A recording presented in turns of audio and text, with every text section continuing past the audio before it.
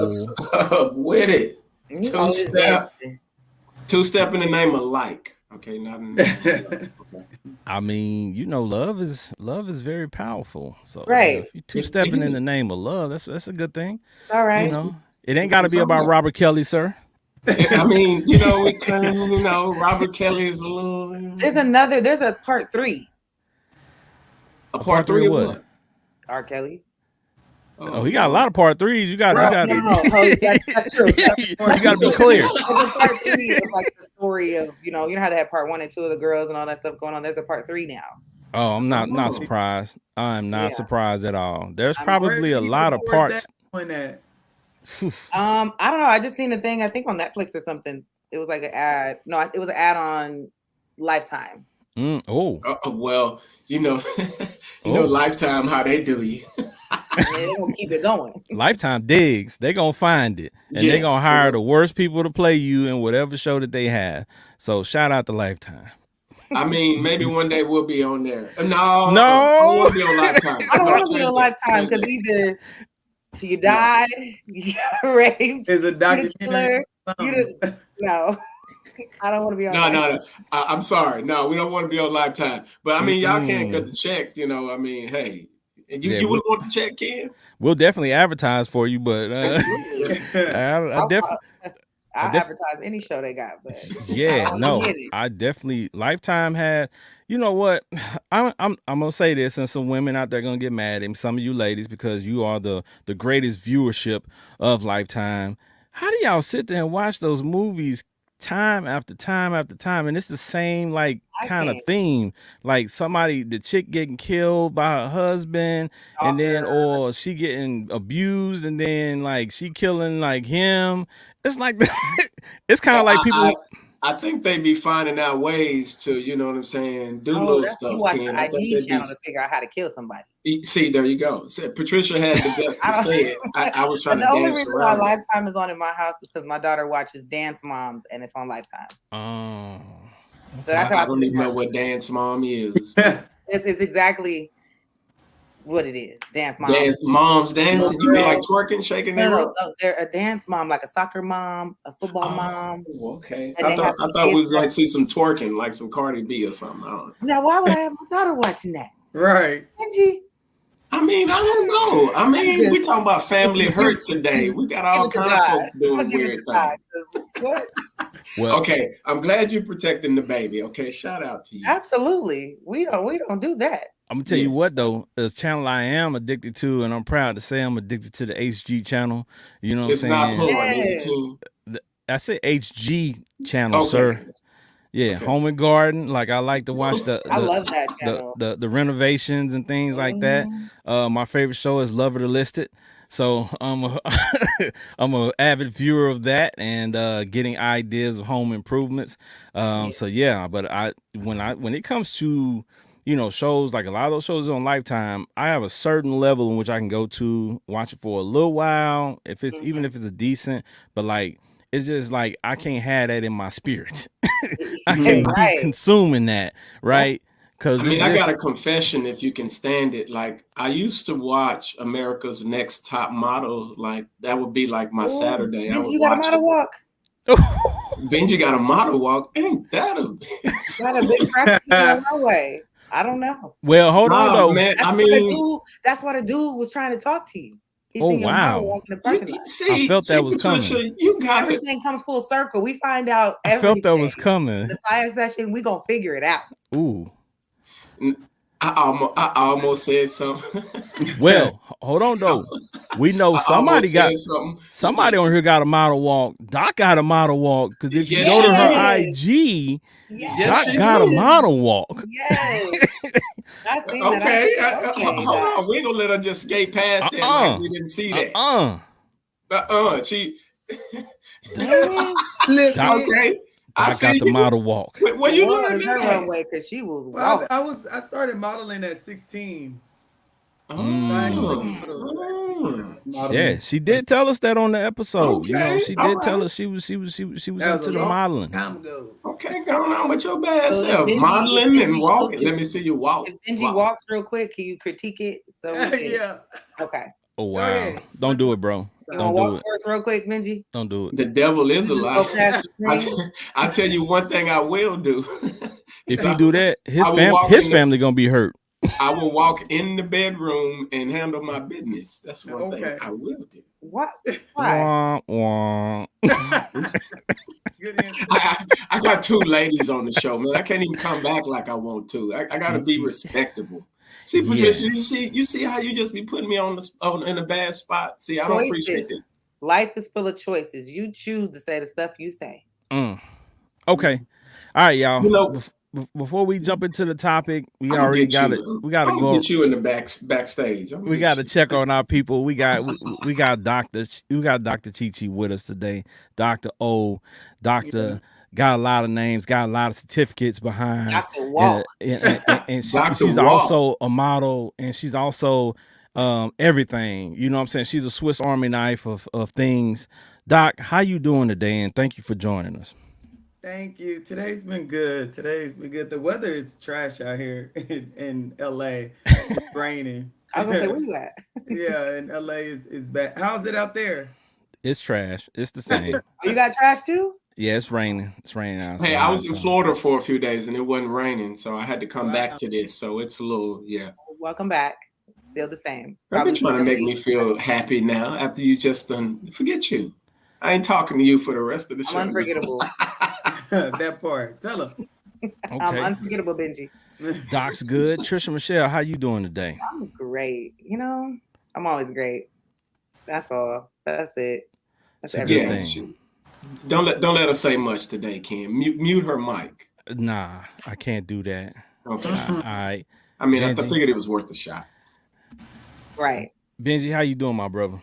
I'm doing good, man. I feel refreshed, man. Came back from Tampa, St. Pete. I see why Tom Brady went to Tampa. I see why.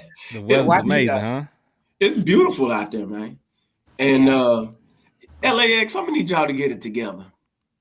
I went to Tampa, and listen, man, you ain't gotta ask for nothing. Everything is just so clear. It's like, do this here, do that. If you can read just a little bit, you can get it done. And it was the train take you from one here to there. You ain't got to walk 10 miles to get to your terminal. Train, like it was beautiful. And, you know, some dope restaurants and some dope spots out there. So it was pretty legit. So.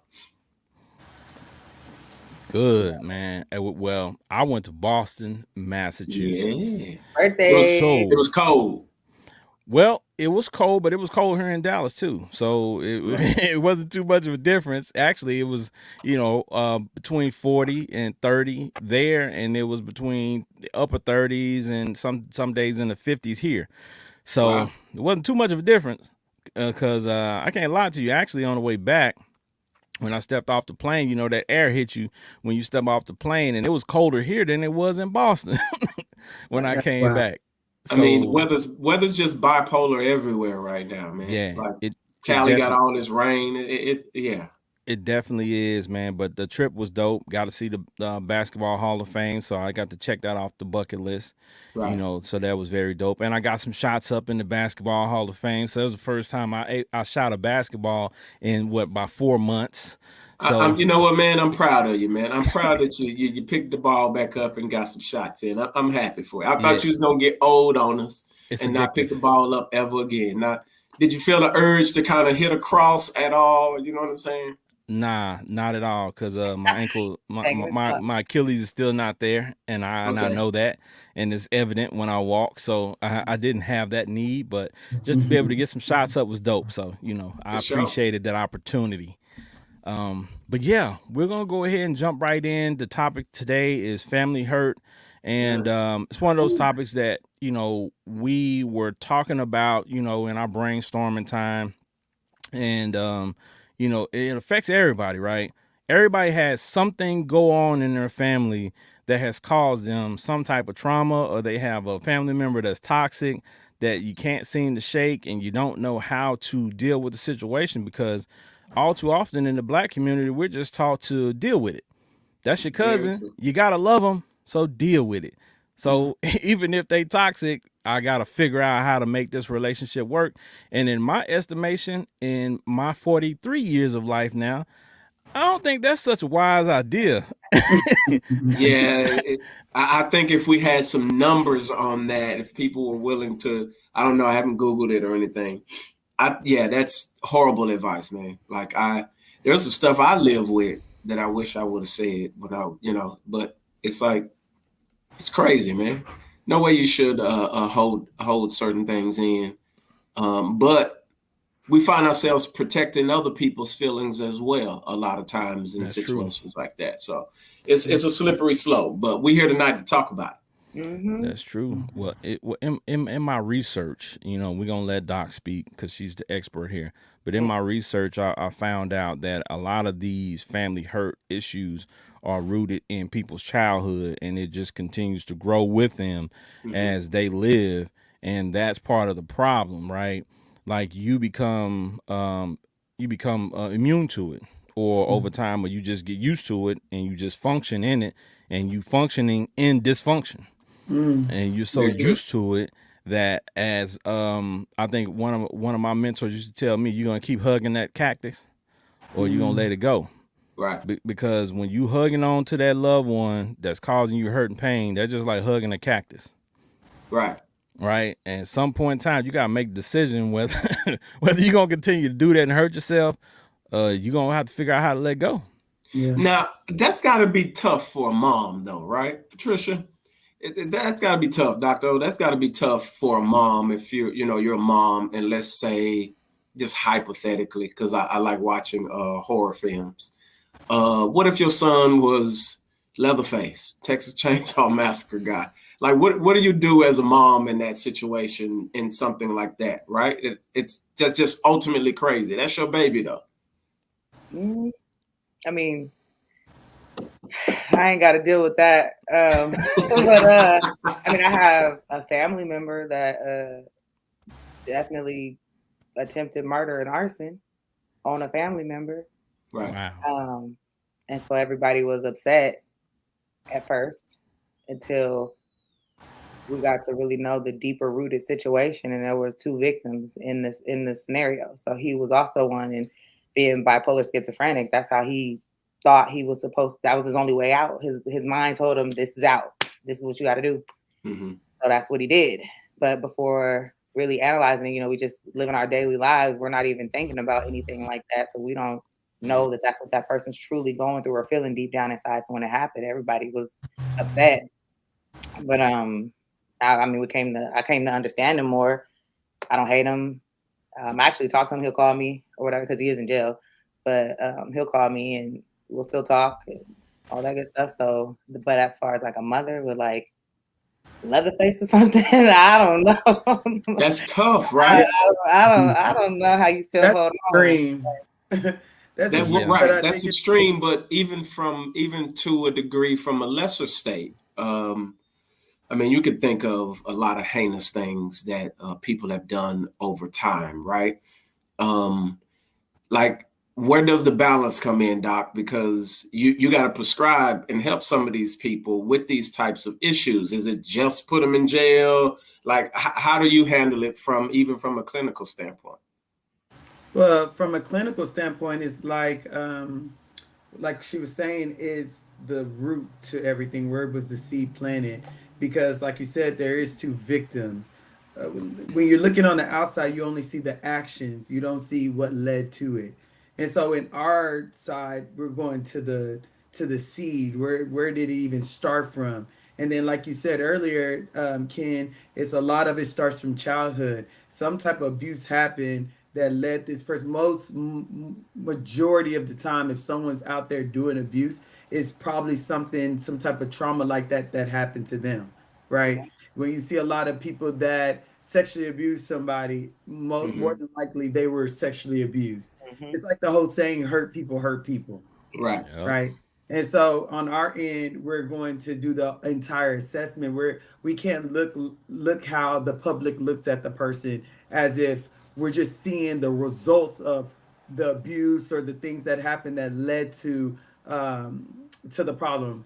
So when you guys are like just people that are not clinically looking, you're just seeing the court case and this is what was done and that's it. And then we go into straight judgment. And it like you were saying earlier, it could be something mentally that was going on where those voices are saying do this, do that, and then that chemically imbalanced situation is what occurred. So we can go deeper into everything. That's pretty crazy, man. Because when we get into the personal side of it, knowing that we have family members who have done some of this stuff, and I know for a fact some, my folks never said anything; they always covered it up. You get what I'm saying? So that could be pretty crazy. So you're dealing with people who are living with these hurts, also dishing it out, and then there's no consequence, so to speak, for it. So they just continue to do whatever that they are allowed to do. So where do you stop it? How do you get up that boldness, Ken, to say, you know what, I'm done with this? Because nobody told us a lot of times how to stand up for ourselves, right? Well, I think number one, we're going to get to that. I have that question on here, but we want to build up to that because there are some things that we're going to have to break down on the way there that's going to be important pieces to being able to say, okay, this is the stopping point or this is where we get off. Because like Doc said, if you have a family member and they have some real mental health issues, you can't approach that situation like you can't approach this other situation with somebody else that doesn't have those same set of issues, right? So you gotta, everything has to be taken into consideration, person by person case. Yeah. So because I mean, for me, like I said, I have family members that I not that I know of that have mental health issues, but I know some of them just wild out. So I know it's certain things when I see them, it's, love them from a distance. What's up, cuz? What's good with you? You know what I'm saying? You good? All right. And now I'm going the opposite direction because we ain't on the same page. Like when we kids, it's different. And I think that's the painful part of when you grow up with people and family, friends, relatives, or whatever, and you've been around them your whole life and you start changing. And they change. You want to love this person because you're loving the person that you knew, not the person that they are now. In a lot of cases. So when you get to know the person that they are now, you kind of like, wait a minute. Yeah, you know this is a little bit too much. Look, Kirk then grew up and he on some other stuff, right? That's my cousin. I love him. Yeah, he on some other stuff for real. Yeah, when I see him, it's all right, player. You know what I'm saying? I'm holler at you because you got some bad energy with you.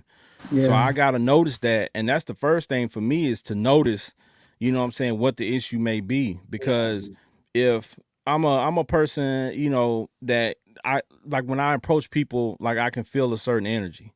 Right? If you got negative energy, if you got something about you, it just speaks to me right away, and then I, remove myself. I guess judge people by their situations. I try to show love to everybody, but that's gotten me into trouble, right? Because I put myself in situations that I know I probably shouldn't be in because I'm trying to show this person love, because I'm trying to be a family member or a friend, and sometimes you just got to be honest with yourself and say, you know what? Mistake, right? It's time for us to move on. Right? I love you, but I'm going to have to love you from a distance. Right. Yeah. So, and I mean, like I was saying earlier, a lot of that stuff is rooted in childhood, traumas and things that happen in your childhood. So like Doc was saying, if somebody's molested and they grow up, a lot of times those people, they grow up and they repeat the cycle. Yeah. Right. So they see somebody else do it. So yeah, well, if it happened to them, for them, it might be in their mind, it might be okay. Like they've given themselves the okay that, you know what, this happened to me, so you know I'm gonna do it to somebody else. Now, Doc, you can talk about that because I don't understand the I guess the mindset of somebody did it to me, so I'm gonna hurt somebody else. Like I just can't understand that mindset. And it's not always that they're doing this to someone else. It goes back to what you said, that they don't see it as wrong. When you're a child, you're very impressionable, meaning that you're just a child. I call it domestication, right? A parent may have anxiety, and as a kid, you see your parent constantly in a state of anxiety. So you look to the parent and you're like, okay, and then you're like, okay, that's normal because my mom did it. And then you talk to them, oh, because my mom was always like that. Oh, and my mom was like that. So it's something that has passed down because that's just been the trait or characteristic that has been passed down. So if a child is sexually abused and never talked about it, no one ever said they're wrong. Or I have a lot of people that do speak up and they'll say, no, it's your fault, you did wrong. And, or they feel like, okay, this is what love looks like. So when someone is doing it to someone else, it could be several different reasons. I was shown that that's what love is. My father abused me, but they didn't see it as abuse, right? I thought that was normal, right? Yeah. And it could be also, I have someone, or I had a patient that was sexually abused in the sense of being shown pornography, did get touched on and stuff like that, but he became more of a sex addict.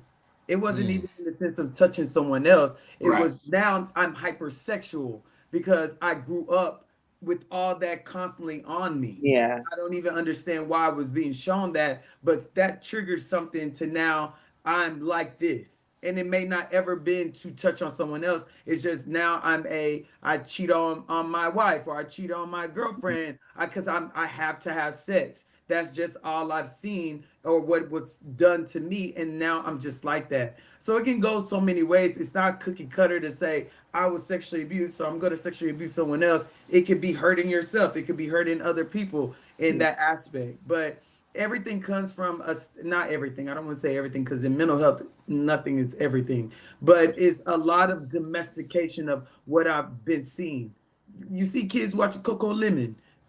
The stuff they watch on Coco Lemon, they repeat the stuff on Coco Lemon. Right. Or whatever these kids, this shows. I don't have kids yet. So Coco Melon. Coco Melon, because you know they're going to come for you. They're going to come for you for the show.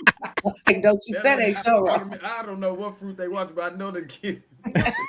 Or whatever they're watching on YouTube, because I know my niece, I'll watch her, she just watching this thing and you take it away and they're crying. But you repeat the stuff outside of them watching it and they can repeat it exactly. So that it's like soaking up a sponge. So just think about it as you're growing up. These things are being a part of you, and as a parent, you're a teacher, or as adults, we are seen as teacher for kids. So they take on all these lessons and it becomes part of life. So it's just it's domestication. It could be weird, and I understand that part because coming up, where we come up in the drug culture, like you saw so-and-so do it, you saw so-and-so pimping, you saw your uncle do this, you saw that. So that's what you figure is what you're supposed to do. You get what I'm saying? Like you're trying to imitate because one, it looks super cool. So we didn't know really what morals really were at that point. So we thought it was morally right to do a woman that way, or to treat a woman that way, or handle her this way.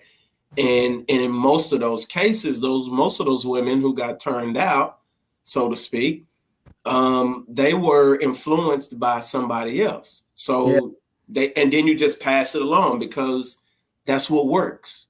That's what you figure what works. And if it's working for you, like, why would I change the idea of it? It could be totally wrong, but from a moral standpoint, it works. So why do I need to change it up? So what's right to me doesn't necessarily have to be right to you.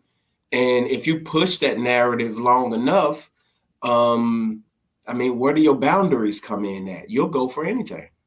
Mm-hmm. Yeah. And you look up to those people. If I'm from the streets, I'm from Dallas too. And I remember back in the day, you used to have, I don't know about y'all, but you used to have a play mama.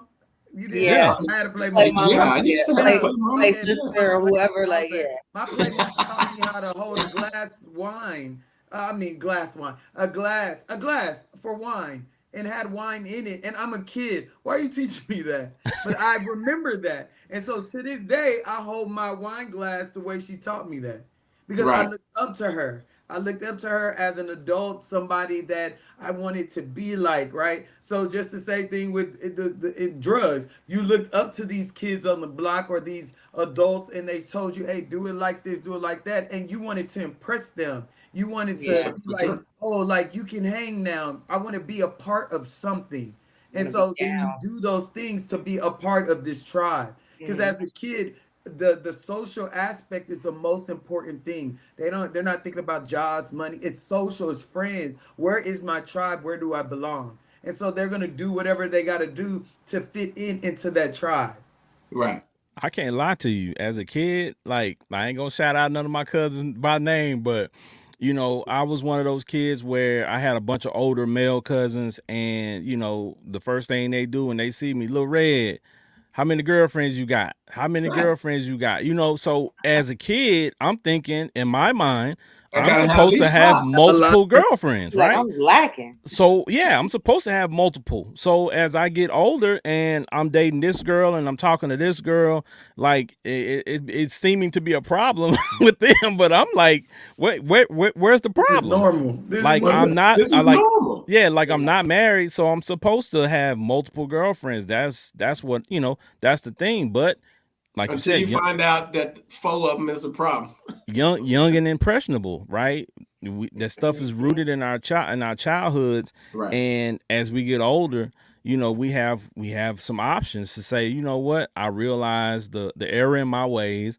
I'm going to correct it, or I'm just going to continue to perpetuate the same activity, and you know, see where it leads me. And I think that's where, you know, that fork in the road comes, and people don't even realize it's a fork in the road. But how is the fork in the road even created? Because if you've been doing for something for so long, that's why like women will say a man's not mature until he's in his 40s. Who's corrected the mistake from a long time ago? Yeah. Right. And they don't get it corrected until like, this is not right. I should have multiple women. And some people don't want to change, especially if it's working for them, if right? you've been doing something for so long, it is hard to change. Think about when someone, okay, now I'm going to go start working out. It's time. Okay, how long does it take for you to truly be consistent with that? And are you really consistent before you fall off and say, all right, I'm going to do this again? Because you've been doing this habit for so long that it's become part of you, that it takes a long time of consistency to say, now this is a lifestyle. You made that bad habit a lifestyle, and you made it. Been eating chitlins for a long time. Ew. You've been cheating. You've been with a lot of women. Look at the guy that told you to do that, and then you look to, okay, did you have a lot of women for you to be teaching me that?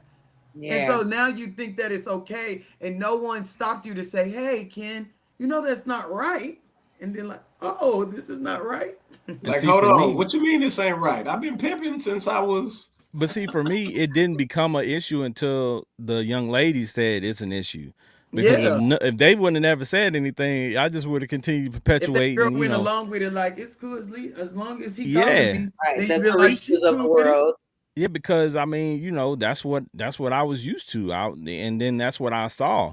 I saw my cousins, you know what I'm saying, and other family members and friends have multiple women. So, you know, when you go to family function and he got a new girlfriend this week, like, I'm just used to seeing it. So it's like supposed to have a new one on your hip, especially if she's fine, right? And see how he hyped you up? It doesn't help. Hype up, and you was like, all right, I knew I was doing something right. No doubt. It doesn't help that the traumas are like lived on in the entertainment world too, because Nick Cannon and P. Diddy and all these people with all these different women and wives and stuff, there's some type of something somewhere that's telling them they need these different girlfriends and this and that they're dealing with some hurt, some pain, some hole they feeling, and it's glorified. So not only is it taught to us through whatever our, you know, people we look up to, then it's also entertainment people that other kids and these teens are looking up to. So they want to be like Nick Cannon. They want to like whatever they think is okay. They want to be Nick Cannon with not Nick Cannon money. No Nick Cannon money. Facts. I mean, you go way back. You can go, your boy Solomon had, 1,000 of them joints. You ain't Solomon, okay? Do you want to go back to look, right? But you can easily justify. And this is the one thing I found is you can easily justify any behavior. It's easier to justify it than correcting it. Correcting it takes work.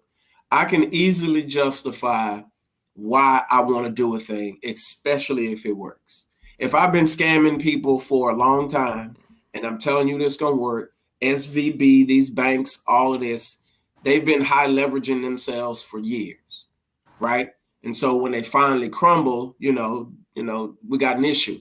But they've been running scams for years and years and years, and it's been working for them. So you can easily justify the why. You get what I'm saying? So, but I think the hardest part again is like, you know what? Dang, I need to correct this behavior or challenge myself to be something different. And that's where I think most people have an issue with. They don't really want to change. The average person doesn't really want to change or evolve into something new. So they'd just rather stay the same. I think it's deeper than that, because you could say you want to change, but what if you yourself don't even know the reason why you are that way? Or how. And so there was a lot of things like I used to lie.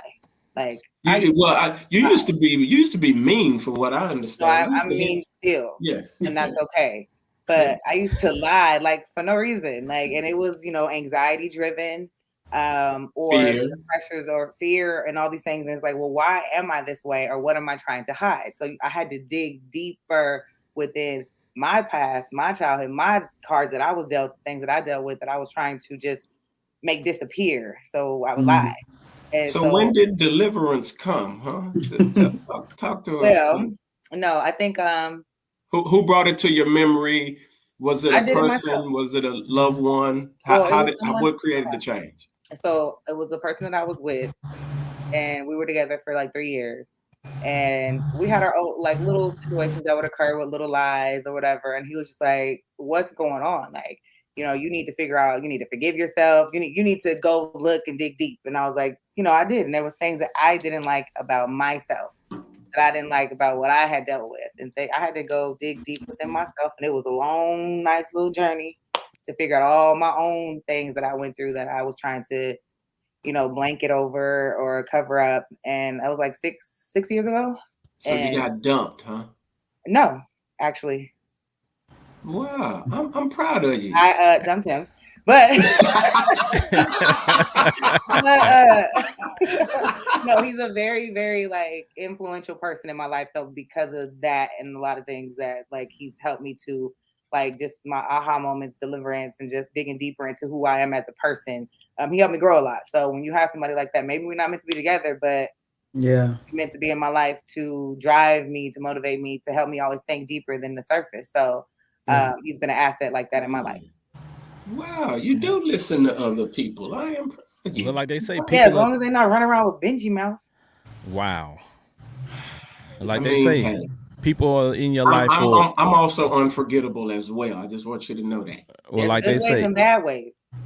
Yes, I like to keep a 50-50, good and bad. I don't like to just be remembered for being good. I like to throw a little bit of Benji was bullied. Now he's a bully, and so I'm gonna have to get him. Y'all have a toxic relationship. Definitely. I can admit. That's the homie. Doc agrees. She said, yeah. Definitely. These two. Y'all need therapy. Yeah. Hurt. She said, yeah, someone hurt. Benji hurts. I'm gonna hurt him in a minute. All right. So as we were discussing, like the stuff is rooted in childhood. I always have my trusty notes. Y'all already know Ken keep notes. And got the notes. So what I found is, that the family hurt is rooted in childhood traumas. And I have a few examples here. So people, if you're not sure where your childhood traumas and things may have been rooted, listen to these reasons. Some of you all, this is going to pinpoint, right? This is going to hit home for some of y'all. Right. The first one on the list is held to unrealistic expectations.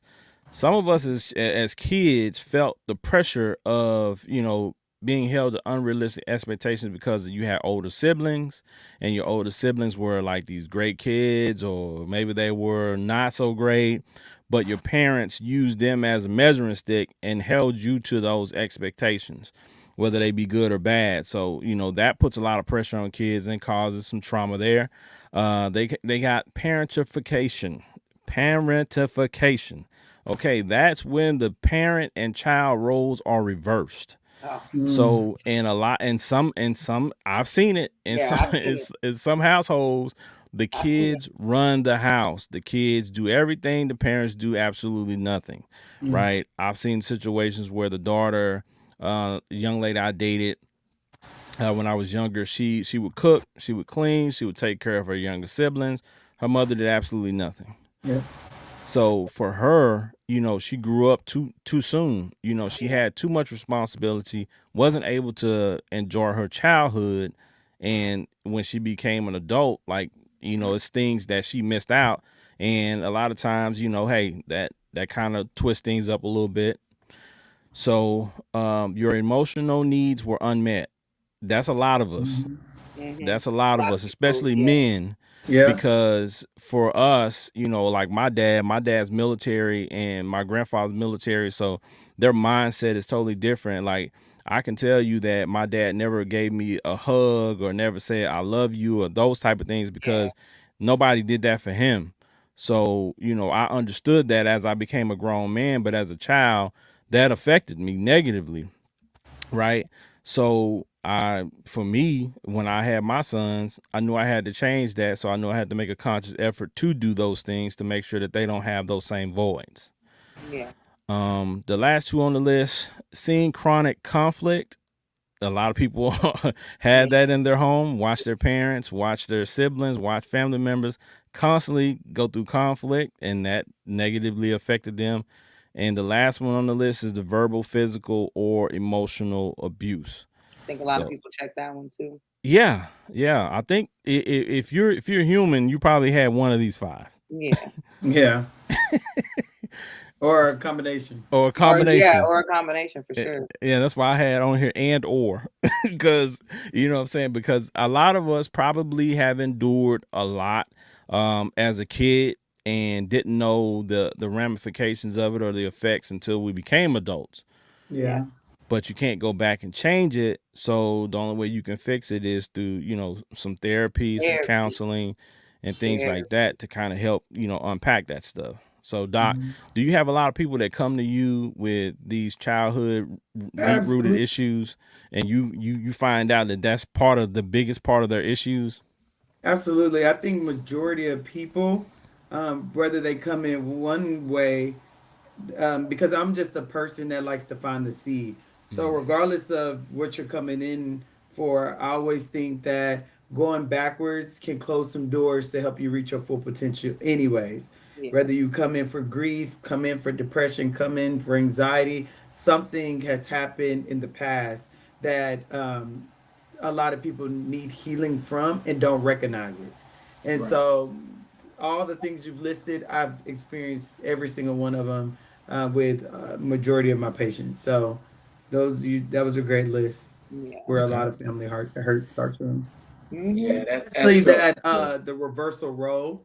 I have a lot of kids that are suffering now, even while being teens, because of being basically trained to be a parent and becoming the parent and going through stuff too early in life and growing up fast, right? Up too fast and not being able to experience the childhood, and a lot of resentment is formed there for the parents and even the kids that they had to take care of, especially talk to like someone that's the oldest child that has a lot of siblings. They will always complain that I had to do this, I had to help my mom do this, I had to do, because they're a kid, yet they had to go into that parenting role, whether it was help me change your brother's diaper or get the food for them. They still had to kind of grow up and become an adult faster because of this other sibling. And that's where you see that eldest child look to their sibling with a little bit of resentment.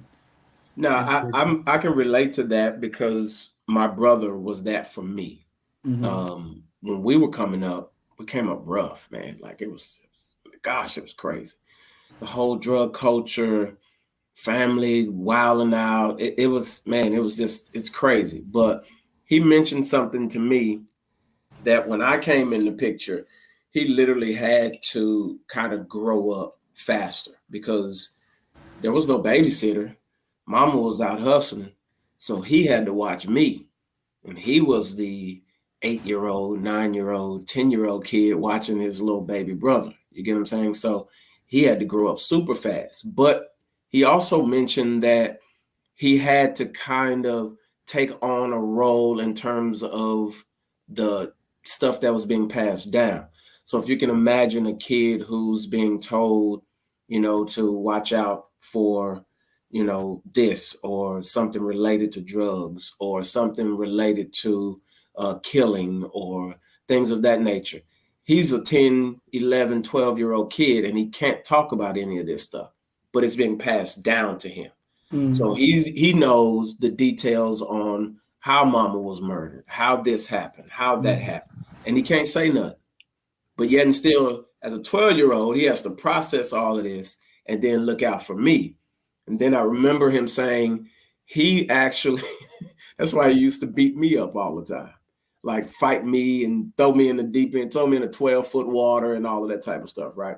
Because he was under this crazy amount of pressure that was being passed down. So he had to instantly become an adult. And I thought that was interesting because as he got older, he eventually he was just like, forget it. F it. Rebellion. And he just went on a rampage because he felt like he did all of that anyway and he ended up losing it.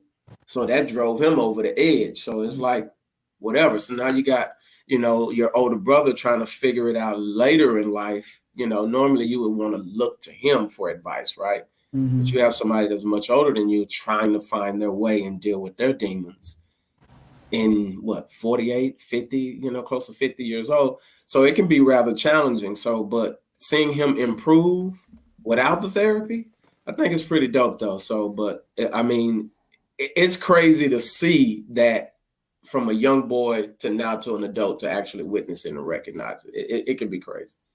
I mean, I think I went through it, but without resenting anything. Because my mom, early teens, she got into drugs. And so I ended up stepping up being the mom. Well, my dad was at the house, but he was disabled basically from a total hip replacement and all this stuff. He got thrown off a motorcycle like way back and basically wasn't doing too much. So I was the one that took over the household from my little brother and my little sister. I never resented them though, or my parents. So I don't know what happened there. But I did take over like I basically left sometimes to go to her to make sure she was okay. Like I felt like I had to make sure everybody was safe. Like I had to take care of everybody. And I think I did that for so long, for so many years, until I finally detached myself to where I could try to figure out taking care of myself. But then through all of that, I had all these different situations that I went through on my own that I was, put into early. I had my son at 17 and I'm already an adult anyway. And I'm just all this other stuff basically in my head. I'm an adult, I'm running a house. So I think a lot of stuff happened then. And that's where I had I felt like I just had this deck of cards dealt to me in life that was just so difficult. But one thing I knew how to do was handle anything I needed. But regardless, still, it was just tough. And that still weighs on you mentally, which is why, although I felt like I dealt with it in a different way than others, as far as being resentful and mad and angry, I still went to therapy. Let me see if there's something I'm missing. I think therapy is good for everybody to go to because you just don't know. You may have made it out okay, but are you really okay? Because something left from that situation, maybe not resentment, but even when you spoke earlier about the let me stop because I'm about to go into therapy. Let me stop. Go ahead. That's what you're here for. I have to say this is not a 101. Go on and read me, Doc. No, She's just crazy. Go ahead and say it, Doc. It's okay. No, I was just saying that sometimes it's not resentment, but it can be something else. Like you spoke earlier about the lying and the fear from that, or the worry that could have started from that time of constantly being worried because how am I going to get this done? Da da da da da.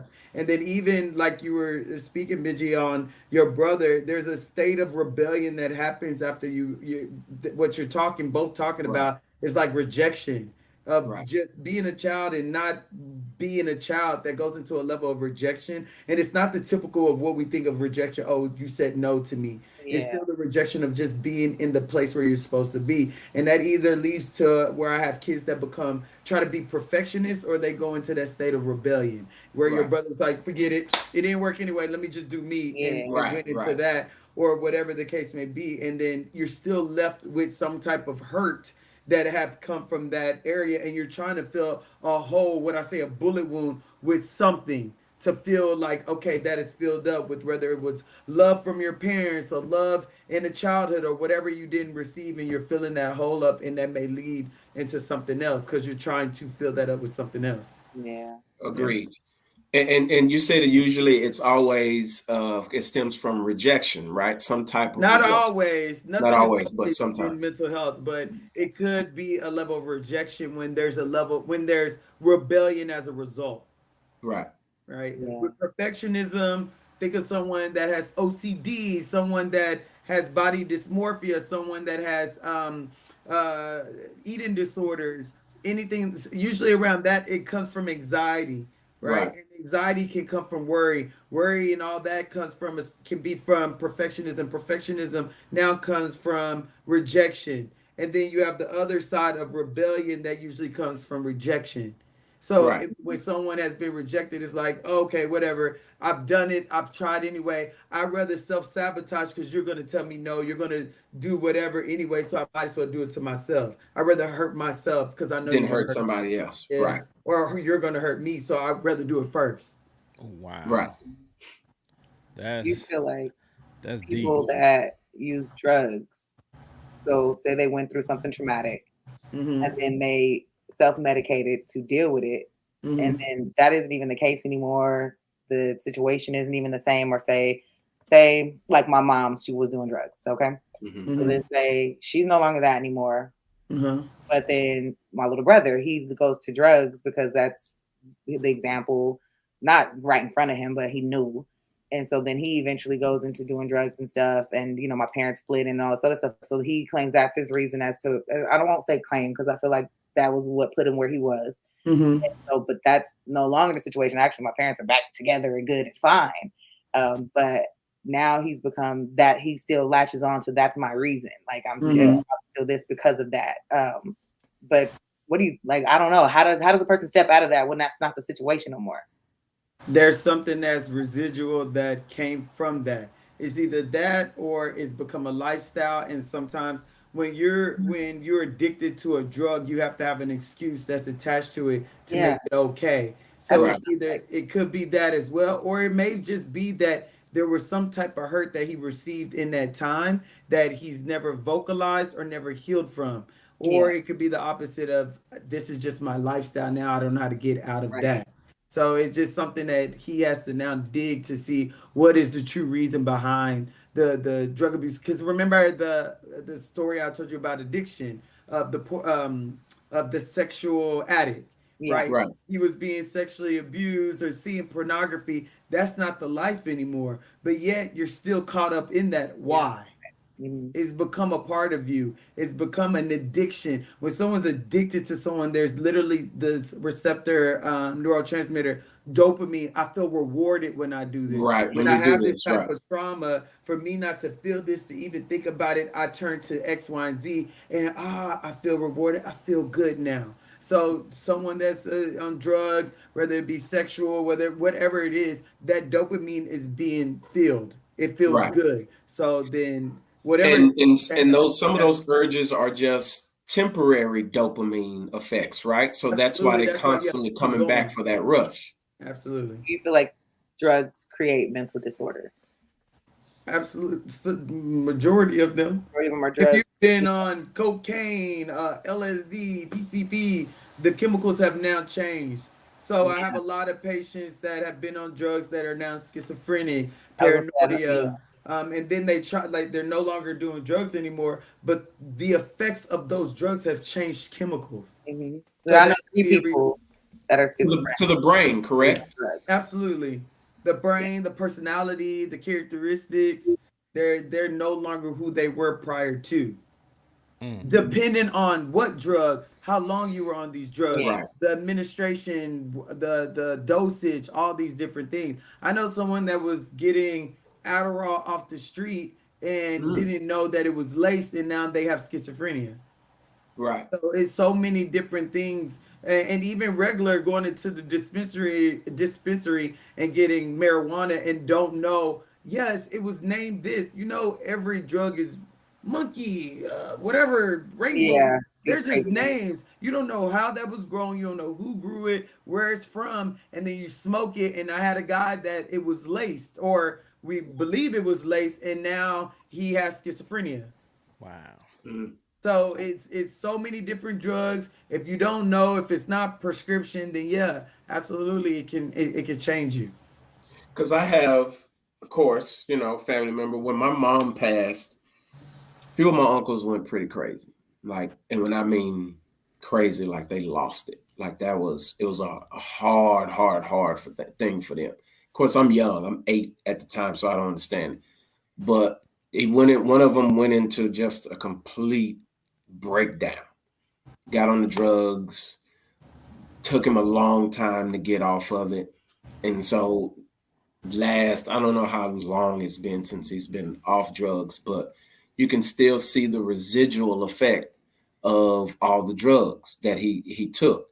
Although he's a believer now, he's talking God-like, you can still see the after effects on it. So to have that chemical imbalance like going on, like how does that get reversed? Because we know God can, work a miracle, but how does that get reversed when a person has been doing that for 10, 15, 20 years? Like, how does that happen? Because they don't literally went through a whole phase of just destroying themselves.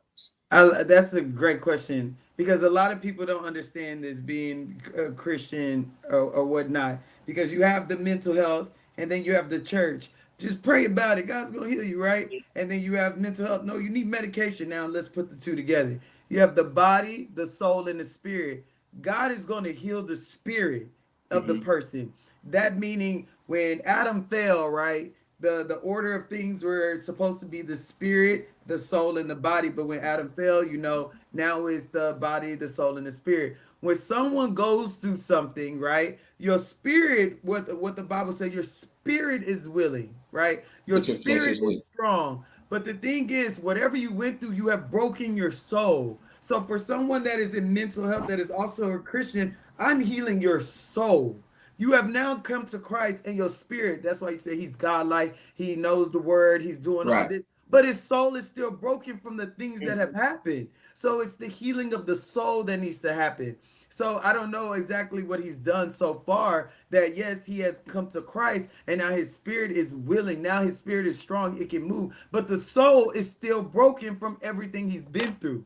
Right. So you can still, that's why you can still see the stutters effects and the residual effects, the mental lapses. Right. Someone goes through depression and they go to the church, they get deliverance, and that spirit of that spirit of depression is gone. The spirit of anxiety is gone.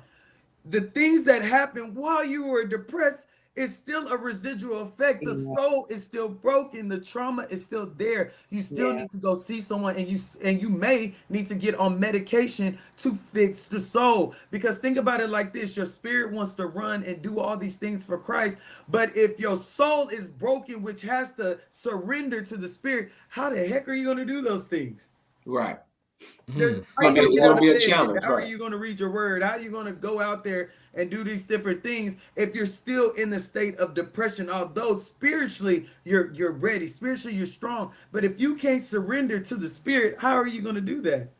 Right. So that's where I come in. to guide you in therapy, guide you via medication, because the church and the mental health, they don't never got along with each other because of the lack of understanding of equilibrium with the body, the soul. Even working out, that's why I'm in wellness too. You have to now have your temple together too, because how are you going to go out there and evangelize and then at the same time be there to lift up other people if you're too tired because you're overweight? Right. You're too tired because you're not eating right, or the health reasons. So it's a level of equilibrium. If somebody has gone through trauma, they have to take care of their body, their soul, and your spirit. You can't pick one and everything else is falling short. You can't stop at just one thing. You done did. No. I think people sometimes want the easy way out, so they don't want to put in the extra work. But yeah, you are a triune being. You're a body, soul, and a spirit. So you have to take care of all three. You have to. Something's gonna always be lacking if you don't take the time to be at a place of balance. Right. Working out helps with the dopamine, right? And serotonin and your testosterone for the men that is having libido issues. It may just be your weight, right? It helps with all of that. And it's not even just working out, it's eating good. What are you eating? Yeah. Are you digesting? Oh, I got constipation, I have IBS. What are you eating? Have you got a colon cleanse? There's so many different things. People look at me crazy because I pop vitamins like an old lady. I pop vitamins. You'll see me with that little thing that has all the morning, afternoon. Yep, pop, pop, pop, pop, pop. Right, I've been popping vitamins all my life. But then my vehicle that I'm trying to use to sustain me for the rest of my life, so I'm doing this for the rest of my life, can help everybody for the rest of my life. Those vitamins keep me up. So where my friends that are similar in age, the knees hurting, the elbows hurting, the ears, all these things are breaking down. If you get a new car, your car is great. Okay, you've been getting the cheap oil change because your car is new. But the older that car get, the higher you got to get to that more expensive oil change because the mileage has been there. Those are the vitamins. But if you can get the right oil change from the beginning. From the beginning. That's true. Take your instead of getting a cheap one from the beginning of time and work out from the beginning of time, so you ain't got to worry about that later. But that car is eventually going to break down. You have one body, one temple. Why not do everything you can to make sure that your body is good? And that's also taking care of the pain from the past. If that's hindering you from reaching your purpose, why not say, you know what? I am tired of being bitter. I am tired of being angry. I am tired of having this burden from the things that my mom did, my brother did from how long ago. Why not solve that now to say it's not about them. I don't condone what they did to me. I don't condone what I did to myself, but I am tired and I'm ready to reach the full potential of my life. Why not take care of that now? Deliver us right now. Yes, Lord. See, all right. Don't y'all listen. No, it's like, why wait? Why wait? Aren't you tired? Whoever I think out there, aren't you tired? Whoever you are, aren't you tired? Right, whoever. You gotta be somebody's tired. Out there. They out there watching. So what helps a person make that decision? What helps a person make that critical decision that I want to change? I want to be better. I want to do something better. It's just like you made a decision to get on this, or I made the decision to jump on this, right? You guys made a decision to create a podcast. It was a decision. Right. It was just saying, hey, there is something that we could talk about and it's needed. Boom, made a decision. Everything is a choice. You have to choose to say, like you said earlier, I'm tired and I want to move forward. It's all a choice. Just like unforgiveness and forgiveness is a choice. It's not an emotion. I think a lot of us here in the States, because in Nigeria, it's like, I got to do what I got to do. It's not about the emotions. Out here in America, we have become so sensitive. Everything is about how I feel. I feel like doing it. I feel like working out. I feel like being nice. I feel my emotions. Take the emotions out of it and just make being, like you said, it's a critical decision that, look at life. Okay, so if this thing may be stopping me, I'm making a choice, a conscious decision to close these doors for my well-being and my future. I'm making a choice to stop eating this thing that may be killing me so I can be better for myself to reach my full potential. And stop eating them honey buns, Ken. Hey, that was 3 years ago. I'm good. He made a choice hey. 3 years ago. It's about, and I think a lot of people lack purpose. You lack a goal. You lack where you're going in life. So you're literally the walking dead. So you're just making these emotional decisions because you have no light to where you're going. So if you have no purpose, that means every day you're just going through the motions. But if you had a purpose, now you're like, my life is supposed to look like this. Okay, I need to get things in order. Oh, no, that got to go because that does not align with my purpose. Oh, that doesn't align with my purpose, right? If you without a vision, the people perish. So if you don't have a clear idea of what you want to do, I know Ken is a hooper. So Ken had, when you go out, Ken, you had to shoot 500 shots a day, right? Like to get the stroke right? Yeah, I have a whole setup that I do. I go in, I start right under the basket. I shoot, 10 shots from each side of the lane. The little markers on the side of the lane where you stand with your free throw. I shoot 10 from each shot and bank shots, and then I just work my way around. So yeah, I get up to about 500 each session when I go shoot, and that's just what I'm saying, how I do it. Can I ask a question? Mm-hmm. Why do you do that? For me at this point, it's therapeutic for me, right? It's something that I do that can take me away from, everybody in the world, my family, my kids, work. It's just me and the basketball and the goal, right? I can think, I can just relax, or I don't have to think about anything at that point, right? I can just be in there just shooting and not have a thing in the world on my mind. It's just therapeutic for me. Like I said, it's me time. As they say, it's me time. So that's what I use it as now. So and that's like your boundary. And I'm sure you don't let everybody come on that end of the court to shoot. You know what I'm saying? Like, this is my area. This is what I'm going to do. Don't bother me, that type of thing. So, I mean, I think that all of that matters when it comes to making those decisions to whether you want to change or whether you want to do something different. Stick to your guns and make that thing happen because it's important. It'll help you.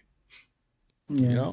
I was going to say, Ken, in that, where you find, basically is saying that this is where I find peace, right? So in that peace, does that add on to your daily life for you to perform at your best in whatever else areas that you do in life?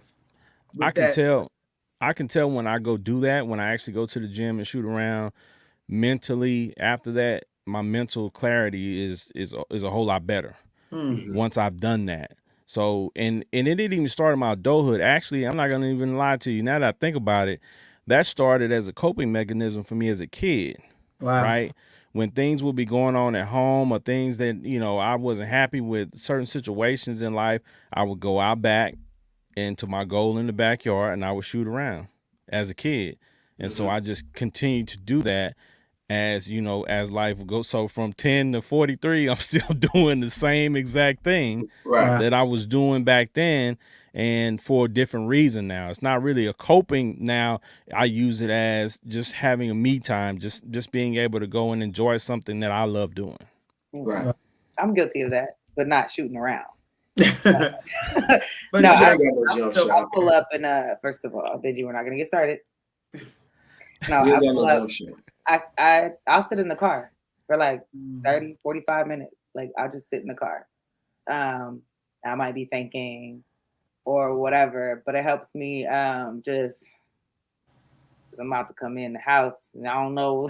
It helps me have just reset my mind, and we have the kids. You ain't got to make no biscuits, so you're straight. No, because I come in and you sometimes will come home and you're like, I expect they're not gonna have the chores done because they, whatever. So I'm gonna come in and on 10, but I don't want to. So I'll be like. But see, it's funny that you mentioned. It's funny that you mentioned that, because it's like those type of things that you do now, and we do things as adults that we look back at things our parents did, and now we realize that may be why mom used to sit out in the car for 30 or 45 minutes. When we would hear the car pull up and we would look out in the driveway and we'd be like, why mama just sitting there? Why she don't just come in the house? I'm hungry. I want some food. She can come on in and cook. Mama trying to decompress from whatever she had to go through at work, and she don't want to bring that burden from work into the house, so she's giving herself time to bring that down, so when she comes in the house, she don't go off on everybody because y'all ain't wash the dishes. Yeah. So, but it's a lot of it's a lot of things for me. Like I said, at 27, I had to sit down with my dad and apologize, right? Because as a teenager, I was a hard head. Like, it was a point where me and my dad were nose to nose, right? I was that upset with him because I just didn't understand the decisions he was making for me, because I felt like I knew what I was doing. But at 27 versus 17, when we were nose to nose, that 10-year gap, I had 2 sons by the time I was 27. So I understood it from a parent now. You're making hard decisions, you know what I'm saying, as a dad. So I understand now. Everything ain't going to make everybody happy, but it's for your good, right? Yeah. So I had to go back and apologize. He didn't ask me to do that. I needed to do that for me, to let my dad know, look, Dad, you know what? I acted a fool. I was an idiot. I was young. I was wilding out. But I understand now, and I appreciate what you've done for me, and that helped me become a better dad, because I had to learn how to deal with my sons a little bit differently from my own experiences. Right. Mine was always cooking. When I learned how to cook, that became like my thing. Yeah. So like I can get in there and it's like a whole like thing, going shopping, picking up the food, creating these concepts, creating these ideas, getting in the kitchen, putting it together. Like I don't care where I'm at. I could be tired, whatever. If I get a creative thought about cooking something, making something, it just turns this excitement on that's like, it's unexplainable. And then when you get in there and you create it and you make it and you see it come together, and then when you pass it over and let somebody taste it, and then they are like, yo, like this was fire. Like that whole experience in itself for me became the thing for me. So I can totally relate to everybody else on that. But Benji, what do you do when somebody tastes something you cook and say, nah, this ain't it? And you know what? I'll be honest with you. One time I did a huge dinner for a family of, I think it was like 10, somewhere around there, and they wanted a soul food dinner. And I was so geeked. I was so happy about it. You know what I'm saying? It was like early in my catering business thing. So I'm like, I over-seasoned the chicken and I didn't pull the feathers off my chicken. So they was like, this was good, that was good, that's good, but you put too much. And I promise you, it had me back in the kitchen re-going over my entire recipe. That's how I handle, whether it be rejection or anything like that. I always look inward, and I've always done that since I was a kid. I've never tried to push the blame out, or if I made a mistake, like I would always go back to the drawing board. So and it's rare that I get people saying that it wasn't good, because I've perfected now most of my recipes that I have. And I'll try it out myself before I kick it out. But sometimes in some cases, you'll meet people who want something cooked for you like instantaneous.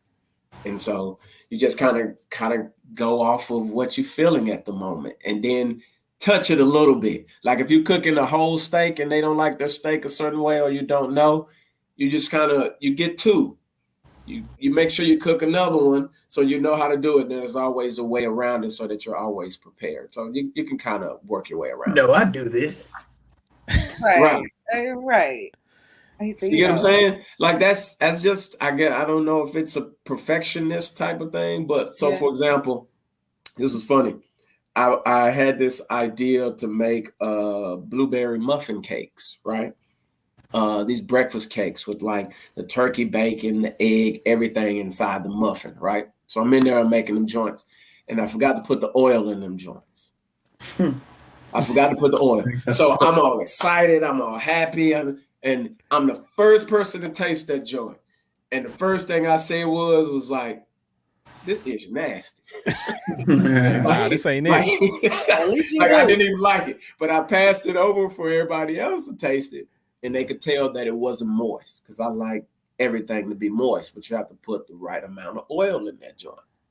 And I was pissed, so I went back, recreate the recipe because I ain't gonna post it if it's nasty and it don't look. I ain't gonna do it. I am not gonna put it out there and be like, yo, this was fire. Somebody gonna ask for it. And if that joint nasty, I'm gonna be mad. I'm gonna be pissed off at myself. So that's just kind of how I do it. But some people will tell you it's good, and you be like, man, no, I didn't like that. That wasn't good. All right. So I guess as I was mentioning earlier, you know, as a child, some things happened to me as far as like my dad showing love. He showed love by paying the bills and things, you know, doing things that dad did. But you know, when I saw other young men, you know, after a football game, their dad give them a hug, you know, grab them and tap their helmet or kiss them on the forehead. Like I didn't see any of that. I didn't get any of that. And, you know, for me, it was odd seeing that too, because, you know, I wasn't used to that. But as an adult, my ideas, you know, of what a dad is or what a father does changed so that I could be a different dad for what my sons may need. So what I got next on the list as an adult, family hurts you different ways from what they did when you were a kid. Family can still hurt you as an adult and they still go about it, you know, saying different ways. And one thing on this list that is funny to me is it probably isn't funny, but it's funny to me because I hear it a lot, is the harsh judgment and criticism. And listed under that as the example is, every time you see, you got that one auntie, when you see it, girl, when you get married, when you gonna find you somebody? Like, that's not the move, people. If you that auntie, if you that cousin, stop asking folks that. Stop asking when you gonna have a baby, when you gonna give me a grandchild, when you gonna have me a niece or nephew. If that person wants to do that, they're gonna do that. Stop asking them that. Please. My grandma used to be like, "Ooh, you been Africans have it worse." She felt that one right there. Stop. Right? She said, "Please, don't nobody ask it no more, okay?" Listen, kids ain't what they cracked up to be. I don't care what nobody say. You listen. I love mine, but listen, yeah. So don't let them rush you, doctor. Don't. I mean, well, they out. Go ahead, doc. No, I'm done. Well, she like nah. Well, they also ask you stuff like, "You still got that same job?" That's what I was gonna say. I said my grandma. I remember one time she told my niece, "You been eating, huh?" That's tough. That's tough. You know what? You been eating? And they don't know how deep that is. Like when they make. You know what? Yeah, but you know what? For them, I've discovered for them that's just, you know, a way of life. Like we always talk about, the old people, they don't have no filter. They just ask you whatever because they gonna lie to you. I got an uncle like that, and eating, huh? his criticism actually fueled me as a kid because I knew when I went to his house, he was going to critique me. He was going to look at my tennis shoes. He was going to look at, you know what I'm saying, how I walked, what I got on. Like, he going to look at if I gained some weight or if I've been working out. Like, he was going to critique me. So that drove me to be like, you know what? I got to make sure I'm on point because when Unc see me, I want him to be like, okay, I see you. You know what I'm saying? Like, you know, because there was times when I was... Yeah, see, like you said, the belonging, because when I was eating those honey buns, he definitely addressed it. When I showed up, he was like, dang, nephew, you been eating, huh? I'm like, see, that's that you been eating. That's their favorite line. That hurt. Eating, huh? It hurt deep. And it was like, okay, you know what, honey buns, y'all got to go. Because I can't have my aunt, you know what I'm saying? My aunt, you know what I'm saying, talking to me like this. You had to make a decision to let the honey buns go. I mean, Benny being funny. Nah, I mean that's true. It was true. It was like that, and the fact that, like I mentioned before, he's really busting up over here. Like I know. Nah, I mean it's true. I had to make a decision, and it's also the fact of when I played in the basketball league, they put the game on YouTube. So of course, you know, after the game was on YouTube, I went to the YouTube to check out the game, and I looked at myself. I'm like, dang, Ken, them honey buns is getting to you, brother. Honey Bun is running on the court. Like Honey Buns is maybe running off the court. Burning off. I was running down the court. I had the glaze from the Honey Bun on my forehead because you was sweating glaze. It was the glaze. Yeah. That's funny. That was for sure coming out your pores. Yeah, it was crazy. But you know what? Again, licking it. You were still dropping buckets though, wasn't you? Yeah, but it was like I was dropping buckets. I was dropping buckets, but it was detrimental to me because like after the game, I felt terrible because my body was in such bad shape. Right? I would put myself through that for that hour or so of that game, but after the game, it was like, oh my God. Like Monday and Tuesday, it took me till Wednesday before my body was like back to normal. Wow. See, listen, I ain't never had them problems, so I can't relate. Yeah, you're a little fella. All right. But listen, that's man, okay. Your time is coming, brother. It's gonna be fun. Listen, I'm older than everybody on this show, so I just want y'all to know I'm gonna need y'all. Well, Dr. O probably in the best shape of all of us on this show. I don't know. Not probably. It's a fact. No probably. It's a fact. She definitely is. There is no probably. I had Jack in the Box for breakfast today. Benji had Arby's today, so listen, man. Listen, I stopped by that joint. It was horrible, man. I made a decision, and it wasn't a good decision. So, Arby's, your days are numbered. I thought your curly fries would be. No one's counting Arby's days. That's where you make a mistake. Like no one is counting. It was horrible. Okay, but you've been eating, huh? You've been eating, huh? Okay, but check this out though. The next one on the list is exploitation. I think this is a huge one as an adult because we all have family members that try to use you, try to take advantage of you because of what you do or who you are or what type of resources you have. They might not even talk to you any other time, but as soon as they need something that you can do, your phone is gonna ring and they're gonna, hey, cuz, y'all doing okay? Yeah. Let me ask you a quick question. Then you like, uh-oh. Mm-hmm. I had two incidents of that recently. So one, my family has owned property in Texas for forever. I had no idea about it, nor did my older brother about it. So just out of the blue, one of my uncles just calls me out of the blue. Benji, I need your signature. Now, by this time, Ken, I've been working on my brand, marketing my name, that type of stuff, right? So, I know a little bit about branding by this time, right? So I'm like, what you need my signature for? Man, come to find out, there's been property that was passed down to us since my mom passed. We was 8 years old, bro. So it's been sitting there, right? Been sitting there forever. Had no idea what it was or whatever, right? And crazy enough, this dude tried to get me to sign over the whole property out of our name so that they can sell it. And I'm sitting there like, what? Like, I knew something was fishy when he called me out of the blue. But I'm like, man, this makes no sense. But this is what family will do to you. And then they get mad at you when you don't agree with what they are about to do. It's like, no, why would I sell property that's in the family name? It's been in the family name since forever. It's land, it's property, it's all it is. And it just doesn't make sense. But it's so easy for family members to justify and try to manipulate the way that they see that it should be done. But when you stand up and become and set those boundaries, man, you be like, nah, like that's stupid. And they don't like to hear you say that. Like, why would you do that? You selling property for crackhead wages. Like that don't even make sense. And they don't like to hear that. So it just, it just pisses you off sometimes when you get older and you find out that people been doing some weird, shady stuff for 30, 40, 50 years. And unless you got the balls to say something, man, you'll just let anything fly. Okay. I got a question for Doc before we get ready to wrap up. Doc, I think one of the biggest things that we need to know here, if you can help us, is how to set boundaries. Because I think this is the main issue with all of this stuff. with family being able to hurt us is their access to us because we don't set boundaries with these people. Like, can you talk to us for a minute about setting boundaries? Yeah.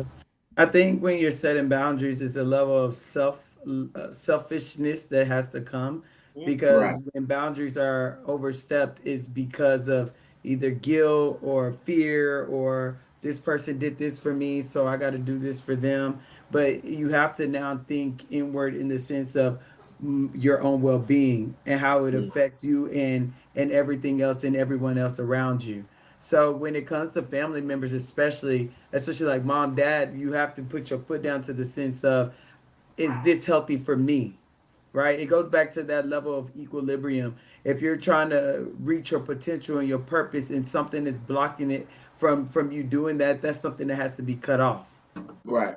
And you have to not feel that guilt from doing that, from being selfish. So everything is honestly a decision. It may not be an easy decision, but it's a decision that has to be made, because you got to think about your future, and you got to think about your purpose and the things that you're doing. If someone's affecting any of you guys, and you guys have children, right, and you have a job, and the people that are now connected to you at like work, or let me use myself for instance, because I'm quick to set boundaries, and my family knows that, because I deal with so many people's lives every single day, whether it be in family practice or in mental health. I tell my family, look, the moment, or even friends, the moment that you start to have a disruption in my life where it becomes like those racing thoughts or overthinking of something, that now when I'm in appointments with patients, I can't even hear them because I'm thinking about the argument we had or the pettiness from whatever situation, I have to cut you off because now it's affecting their lives and it's not fair to them. Right? So now I think about it like that. It's a boundary that has to be set up, not only for me, but the people that I'm connected to. Yeah. Right. So if you have children and you have a job, are you able to do those things at 100% because of another human being that is causing you disruption? Then that has to be cut off. I think that's an easy decision. I agree. Yeah, it sounds easy. It sounds easy, but I know it's hard, of course. Especially when I mean, but it becomes easier when you start respecting yourself and your well-being. And the being the selfish part, like my thing is I'll just dip. Like, oh, you want to play these games? Okay, all right. But that's not healthy. No, that's not healthy. It's communication that you're running. Though. It is, and I totally get it. That's a defense mechanism. As you get older, you do have to stand, be present, and communicate. But as a kid, when you know the person has a seniority rule over you, you know you're not going to get through them anyway, because as a kid, you don't know how to really articulate what you're trying to say to that person anyway. And so as a result, what I did was I was just like, I'll stay away.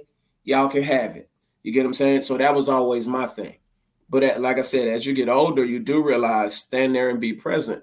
But now I'm able to stand there and be present because I know what I officially like now.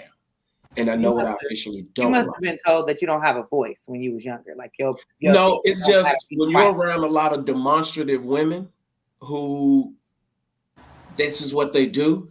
They have to dominate the conversation. They have to do everything. They have to do this. They have to do that.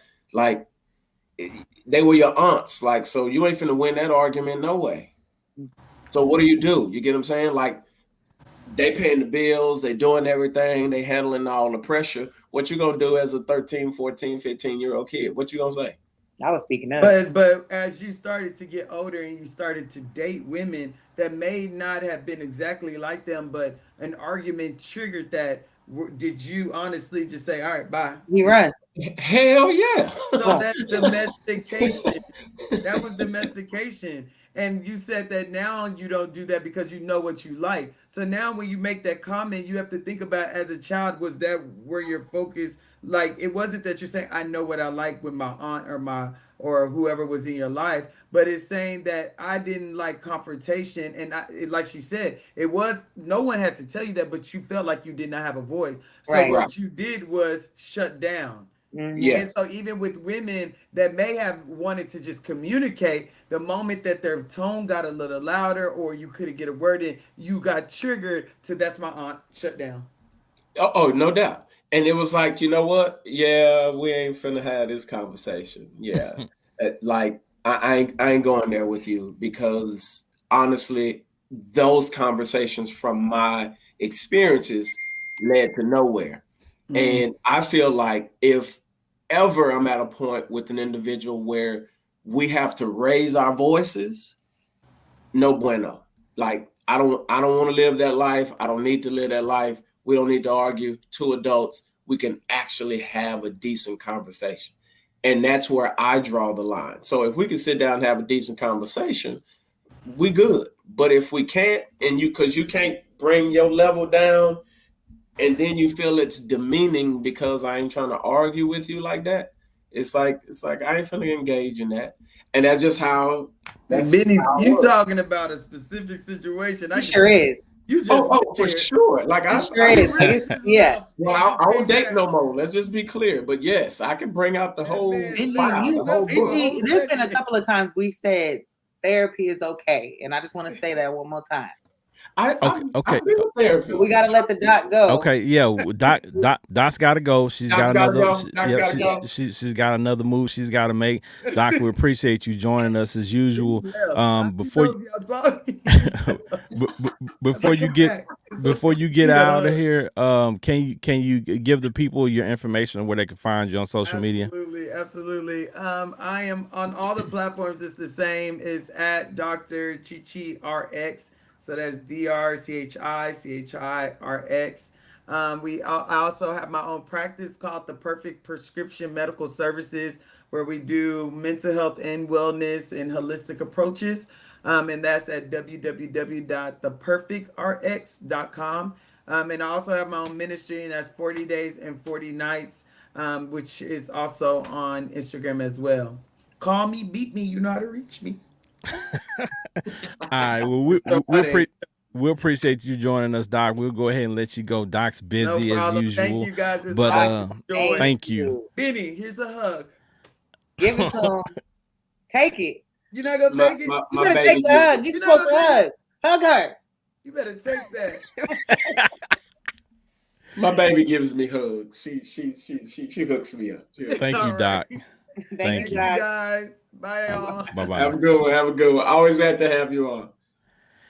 I mean, listen, I told you, Patricia, I've been in therapy, girl. Like now I can stand there and look you in your face and be like, maybe it wasn't the right therapist. Yes, yeah, Benji, I'm feeling the same way Patricia's feeling, because you can tell with the way that you speak about certain things that it's still affecting you. Yes. In the moment when he's speaking about it, it's affecting. Yeah, definitely. No. Well, I wouldn't say it affects me. It's something that, because I don't have the problem at all in my relationship. It's not something that is like a lingering thing. You get what I'm saying? Resolve it, or did you cover it up? Huh? Did you actually resolve these feelings that occurred, or did you cover it up, or did it move somewhere else? No, I think feelings can be resolved no matter what space you're in, as long as you're upfront with them. See, when you have to hide it, like I think I posted this some time ago, if you always have to display strength to whoever you're around and they can never see you weak, I think that's a problem. To be in a space to where you don't have to be strong all the time, to me, is healthy. If everybody around you expects you to be Superwoman all the time, Superman all the time, to me, that's unhealthy. And I think that's the spaces that many of us strictly operate in. We have to be all things to all people all the time, every moment. And you can never just be like, man. But that's not on those people. That's on you as an individual to do that. Yeah. Right. I think but if you're in a space to where that person makes you feel comfortable even in your weakness, it makes it very easy for you to be vulnerable and express why I don't talk this way or why I don't do it that way. True. And that to me comes from that atmosphere being created from a woman is, to me, man, is second to none. Like, absolutely, it's the best feeling in the world. And I think any man that's with a woman where that guy and that woman can actually be in that space to y'all pillow talk or whatever you want to call it, however, and y'all having legit conversations. You ain't got to cover up what your feelings and your issues are. This woman will pray with you about it, whatever it may be. To me, that is healthy as hell. And to be in that space, I promise you, is like, it's very therapeutic. Mm-hmm. So that to me is how you actually deal with the issues. Because even if you go see a therapist, you're going to have to open up to that person. True. Right. So when you open up to that person, again, that's on you to be open, but also it's them creating that vulnerability space. And then, of course, not weaponizing it and all of that. But to be in that space, I give my lady full credit for that. Like, she's heard my weaknesses. I've talked about them to her. Things I accept, I don't accept, all of that. And it's dope to just sit there and have these conversations about certain things. And the response is baby, I understand. I get it. I feel you. Let's pray about it. And that to me is dope. So So it's a question, because being able to be vulnerable and having a safe space and being able to be emotional is great, so that you can feel safe, a safe space, which is rare for men to have. It's more of a commonality when it comes to women to have. Right. That's great that you have that. But now that you're able to talk about these past traumas and things, like, what are you doing about it? Like, that's what I'm saying. So when the healing and the fixing and the changing, like, speaking about it is great, and being able to talk about it and feel safe and vulnerable is great, but it's unlearning and fixing and changing and actually figuring out what the actual problem is. Right. Where are you doing that at? Well, that comes from several places. What you now give your ear to, because I believe, honestly, we are the sum total of what we give our ears to. The things you listen to, the things you engage in.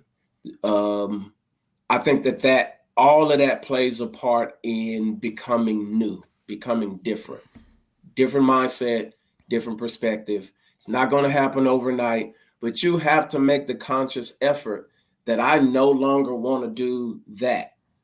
So you have to turn some resistance on to a lot of things. And again, that's where me being like closed off helps me focus on myself. Like, I'm cool with staying in my house, picking up my word, listening to something healthy.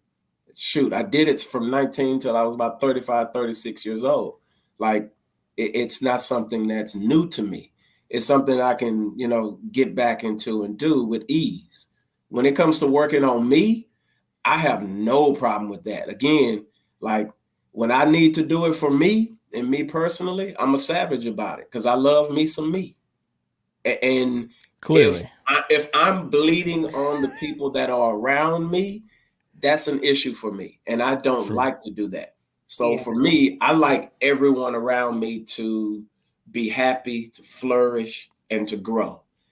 And when you get the reports of, listen, the moment you walked into this atmosphere, this changed, that comes from a product of you working on you personally, not bleeding on other people, not leading while bleeding.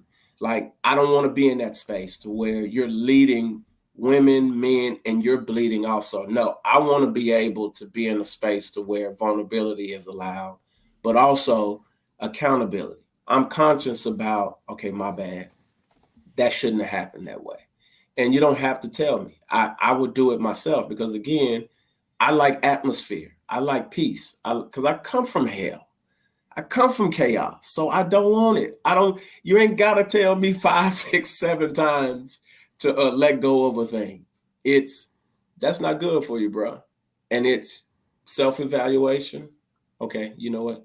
that totally makes sense.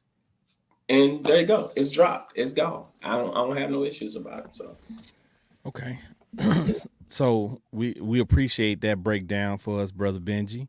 You know what I'm saying? That was very poignant in the words that you selected, and we appreciate it. No, seriously though. Oh yeah. Because you know, I think as you stated, you being transparent enough to just say the things that you said is huge for a man to be able to, you know, to speak in a public, you know, in a public arena about these things and have no issues or qualms about it. Because, like, again, all too often we were taught to just, you know, kind of keep it to yourself, because we looked at it as somebody knowing our weakness, right? Somebody knowing that and somebody being able to attack that. But, you know, the biggest thing that I can take away from, like, you know, the stuff that I've, you know, the stuff that we talk about tonight and the stuff that I've learned is, you know, in those moments of weakness, you realize your strengths. You know what I'm saying? And you have to notate that the things that, you know what I'm saying, you are good at, the things that you are strong with. Yeah. You know what I'm saying? And try to focus in and hone in on those. But before we wrap up, the last piece of notes I had are some reasons why families become toxic. So I want people to understand, when you have these things in your family, these are probably, you know, reasons why your family has become toxic. And just like Doc was saying, finding the root cause of the toxicity or the trauma, trying to find the root to it, because that's the only way you can figure out or find a solution to any of these things that are occurring in your family or things that have occurred in your life that your family has caused. So this list includes substance abuse, a soft parent, or enabling family member. What is it? What you said? A soft parent? A soft parent. Parent just letting the kid run rampant. Okay, yeah, do everything no discipline. No discipline. Right. Chronically sick family members. Those cause big issues in families, because a lot of times it's who's going to take care of them. And then when that person does actually pass away, then it's, okay, who gets what? Because I took care of them more than you did. Those cause big issues as well. Mentally and personality disorders. That's a big thing too, because a lot of times people in our family have mental health disorders or personality disorders, and they're undiagnosed, and we just write it off as, well, she crazy, he crazy. But it can't just be that. Right. We can't help them figure it out, but maybe we can try to help them get to a point to where they realize that they have an issue and they can go see somebody for some help. So instead of just writing it off and saying they crazy. Unexpected. That's what we tend to do most of the time. So and so's crazy. 100% of the time, this is what we do. Yeah, that's the first answer. Yeah. So I mean, if they're crazy, they're crazy. But well, we can't call them crazy. They have an issue that needs to be diagnosed. Yes. We got better terms nowadays. Yes, we have the correct terms that we need to be using. Right. All right. Unexpected deaths or unfortunate life events. We know those can turn a family upside down, and when stuff like that happens, the blame gets going. Who's at fault? You know, and things of that nature. So that can tear a family apart. And some families just have a history of family dysfunction from previous generations, and it just never it just never let go. You know, if grandma or grandpa did something, or great grandma did something, and people can just continue to perpetuate it, and you wonder why you don't talk to your cousin over here on this side. It's because y'all grandmas don't get along and they have issues. So now you have an issue of beef with that cousin because y'all grandmas can't get along. What if you tried and gave that family member a chance and found out why? Exactly. You understand now. Exactly. I mean that's you know, a risk you take. That's a risk you take. Because I seen the light. Like they say, hey, like they say, F around and find out. You know what I'm saying? You know, I mean that's a you know, that's a likely outcome, but you know, that's a risk we take. At least I tried. Yeah. Well, I mean, there you go. At least you can live with that. At least you tried. And the last one on the list is absent parents. Yeah, that's huge. Absent parents, for me, like I said, I can't speak to this because my parents are still, I talk to them almost every day and they've always been there for me. But, somebody like with Benji's situation where he had to grow up in another situation because his parents were not there for one reason or another. Like, that was difficult for me. And even knowing Benji as a kid and him telling us what happened or his mom got killed and stuff as a kid, like I can't fathom that. I can't understand it. I can't process it because my mom was right here. Right. Yeah. So when I think we were playing football in the street one day and Benji told me that, and it broke my heart. Because I'm like, dang, this ain't my fam over here. His mama, I just thought he was living with his cousins. Because sometimes, for a period of time, I lived with my cousins because my mom she worked in surgery. She had these weird hours. So I thought it was that situation because that was my situation. Yeah. Right. But when he told me what his situation was, man, that was like, dang. But as a kid, see that stuff we was still trying to process it even at that age. We still didn't even understand it. And just the fact that Benji was talking about it the way he was talking about it as a kid, it was mind blowing to me because I'm like, and then as we got older and as, I see the stories and he tells me about these things now as an adult, it's like, dang, man, that's heavy. Yeah. That is heavy, crazy, man. Super heavy. Yeah. You gotta, man, set your boundaries, man. Like, I don't know whatever it takes. That's the key. Set your boundaries, man, because absolutely people will step over those quick. We all have our own stories, our past, our own traumas, our own hurt, pain, and daily struggles that we're trying to get through. And then we have these people that demand whatever it is they feel like they need from us or want from us. We have to have boundaries set with everybody, even our closest family members. We need to protect our peace. Yeah, I think that's it. Like Doc said, I agree 100%. Yeah, the boundaries, people. We have to set boundaries, and as tough as it is, sometimes we gotta set boundaries with our kids too. We gotta let them know. Hey, all mine know is to ask for money. Yeah, look. No, mine get put on mute if you keep texting me and won't leave me alone. You get muted because I'm protecting my peace right now. Your health and wealth is just fine. Yeah. Hey, my mama hit me with it sometimes. Shout out to my mom. She tunes into the show all the time. She'll hit me with I call her and she got something going on and she busy. She be like, "You okay? All right, I'm gonna call you back real quick." Off the line. She protected her peace. She said, "Good, all right, hey, gotta go." I get it. You know what I'm saying? Mama, I totally love get it. you, but she got something going on. She busy. I get it. You know what I'm saying? But I think as a kid, you know what I'm saying, even as an adult child, of my parents, like when I call them, I'm expecting them to make some time for me because I'm son. Right. Like, I'm calling, make time.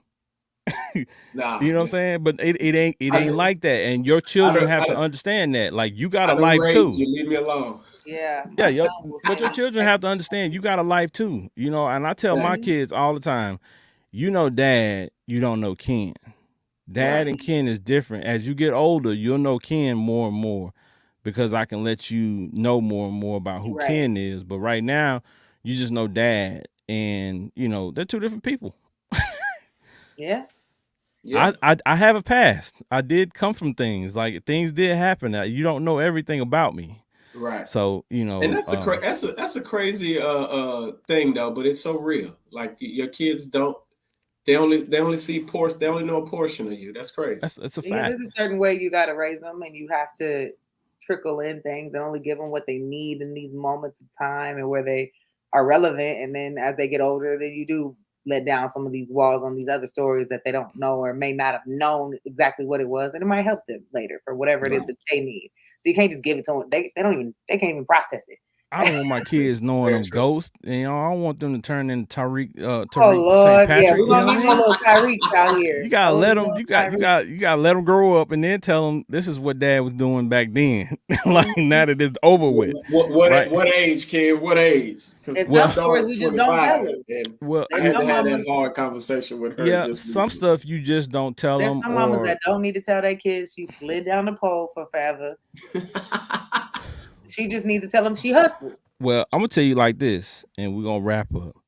Some of these mamas today ain't gonna be able to hide it because they put it out there on social media. Everything's on social media. And the footage is out there, so the kids are gonna run across the footage virtually to the show. Yeah, so the kids gonna run across that footage of mom twerking.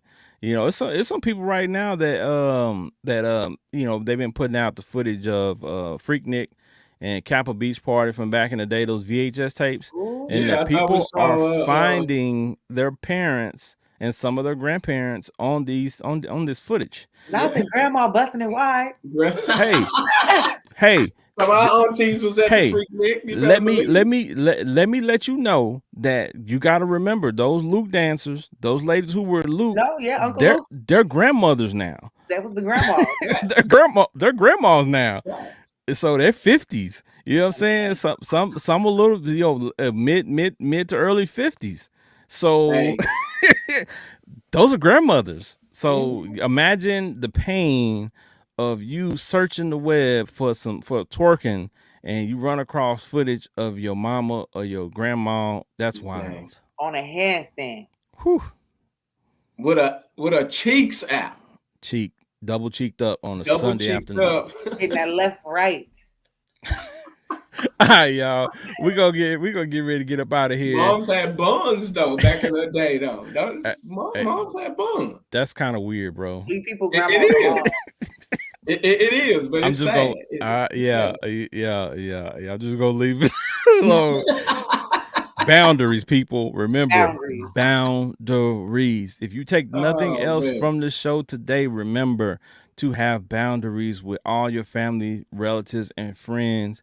Some need more boundaries than others. Some need higher boundaries, higher gates to climb to be able to assess you. You can't give everybody access to you. That's another thing, right? Some people don't deserve that much access to you, so you have to be, aware of that as well. But before we get up out of here, you already know we're gonna give our people a chance to say some words and let you know where to find them on social media. Trish Michelle, talk to the people. Boundaries for sure. No one is immune to boundaries. So just because it's your mama, just because it's your kid, no, put the boundaries up. If you need them, protect your peace for sure. And I'll always say, like, we come from a culture that, therapy is like, I ain't gonna know therapist, but sometimes you just don't know. So don't knock it, try it. You never know what you'll uncover. Like, one big thing I always say is that Jay-Z went to therapy not even knowing he needed to go, and found out all kind of things about himself and came out even better than what he already thought was great. So you just never know. But yeah, you can find me on Instagram right there, Trisha Michelle _YT. Fire session every Tuesday. So Facebook, YouTube, y'all know where to find us. That is where you can find me at and us. Facts. So y'all stay out her DM. Stay out of. I've been eating. Wow. I'm always eating. My grandma let me tell you. She said, "You know what you are? You a stallion." I said, "Girl." You know what? That's a Southern thing. We have this conversation on social media all the time because people who are not from the South don't understand. When they say a stallion, they say a stallion's a male horse. So you saying she's a man? Nah, man, that's just what we call thick women. Yeah, I don't know who said that, but if you see a stallion, the way a stallion hindquarters are, that's very reminiscent of a thick woman. So I mean, we ain't looking at no males and nothing like that. We just looking at the thickness of that lady. Yes. So, but that's what it is. Benji Banks, talk to the people. Oh man, it's been great, man. It's been dope. I'm glad we had this show tonight. Yeah, man, it's just been amazing, man. A lot of great things, a lot of stuff going on, a lot of dope events and a lot of stuff in the works. So just grateful. Y'all keep tuning in, man. Like it's getting better and better and better. So just keep tuning in, keep supporting, keep looking out for us. I mean, keep sending those topics in, keep sending those questions, keep hitting that YouTube, man. Keep supporting us. We appreciate it, man. Y'all know y'all can find me. Benji Banks. I ain't hard to find. But that's what Primetime say. That's what he say. We ain't hard to find, man. We trying to be everywhere. So support your boys, support Trisha. I know y'all be all over her Instagram, but it's thanks. Right. Go buy some bundles from her. Go get your hair done. Hair at Trisha Michelle. Or buy your girl that you probably cheating on some bundles. Why you gotta be cheating on her? Why you gotta be cheating? Well, I mean, see how they do. See how she do. They don't have to be, but if they in my DMs. Maybe they just practicing. They just practicing to cheat. Go and tell on them. It's not cheating. It's shooting the shot. They practicing shooting the shot. They just shooting the shot. It's okay. Practice. Okay. You talking about practice? Go ahead. Go on and tell on them.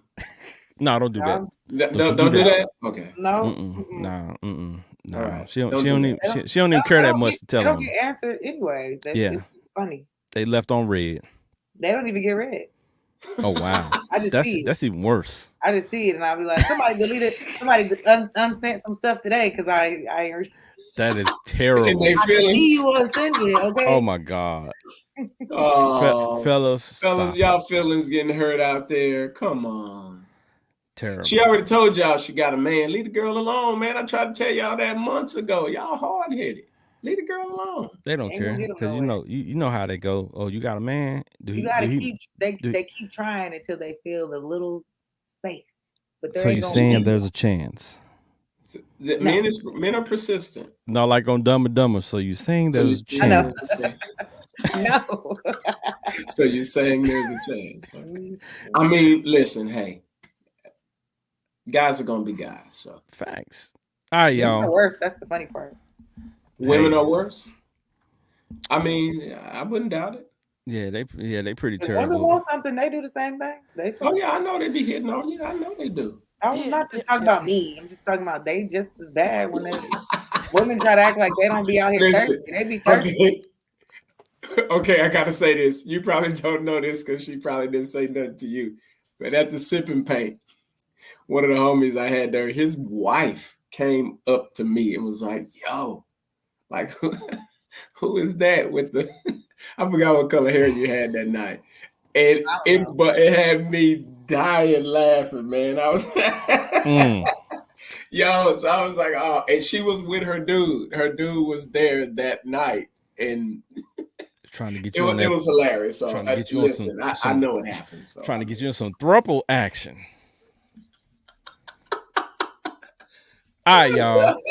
It's all right, Patricia. Get somebody else to do it. Get somebody else to do it. All right. It's okay. It's all right. You know, as you expand, as you grow, you're gonna meet some interesting people. Oh, I'm not offended by it. Everyone loves me. Facts. I mean, all right. What you want us to say to that? Nothing. Accept it. Yep. No, we'll never accept that. All right, let it go, Benji. Not